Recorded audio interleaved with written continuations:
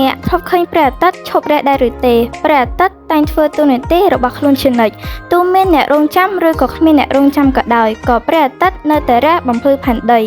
នៅតែផ្ដល់ពន្លឺដល់មនុស្សសត្វផ្ដល់ការលូតលាស់ឲ្យរុក្ខជាតិធ្វើរស្មីសំយោគបន្តជីវិតបើព្រះអាទិត្យត្រូវរងចាំការលើកទឹកចិត្តដើម្បីរះប្រហែលនៅលើផែនដីនេះប្រែជាងងឹតប្រែជាមិនមានជីវិតនោះឡើយផ្កាឈូករ័ត្នដែលមានរូបរាងស្រដៀងនឹងព្រះអាទិត្យក៏តែងបែរមុខទៅរកព្រះអាទិត្យស្វែងរកពន្លឺសម្រាប់ខ្លួនឯងដែរបើព្រះអាទិត្យអាចរះតែម្នាក់ឯងបានចុះហេតុអ្វីទើបយើងត្រូវតែចាំបាច់ការផ្ដល់កម្លាំងចិត្តដើម្បីធ្វើអ្វីមួយពីនរណាម្នាក់ហេតុអ្វីយើងមិនគាំទ្រនិងផ្ដល់កម្លាំងចិត្តឲ្យខ្លួនយើងជាមុនសិនព្រោះនោះជាជីវិតរបស់យើង